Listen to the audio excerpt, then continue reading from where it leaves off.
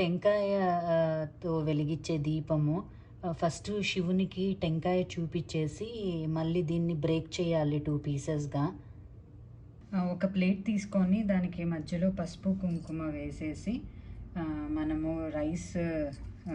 Rice పోయాలి ఈ ప్లేట్లో. రైస్ అంతా ప్లేట్ చుట్టూ పోసేసిన తర్వాత కొంచెం కుంకుమ పసుపు పెట్టేసేసి మనము ఇలా కొబ్బరికాయను కూడా 2 పీసెస్గా బ్రేక్ చేసుకుంటాం కదా, దానికి కూడా పసుపు కుంకుమ బొట్లు పెట్టుకొని అవి వచ్చేసి ఈ ప్లేట్లో పెట్టుకుంటాము. ఇలా ప్లేట్లో ఫ్లవర్స్తో డెకరేట్ చేసుకొని ఈ కొబ్బరి దానిలలో ఫుల్ పోసుకోండి ఆయిల్. నేను కార్పెట్ ఉంది ఏమన్నా ప్రాబ్లం అవుతుందేమో అని చెప్పి జస్ట్ కొంచెమే పోసి వెలిగించాను. మీరైతే ఫుల్ పోసుకోవచ్చు, టైల్స్ అట్లా ఉంటే ఏం ప్రాబ్లం ఉండదు. వేసుకొని శివుడికి ఏదన్నా అష్టోత్తరం కానీ ఏదైనా ప్రసాదం ఆఫర్ చేయొచ్చు.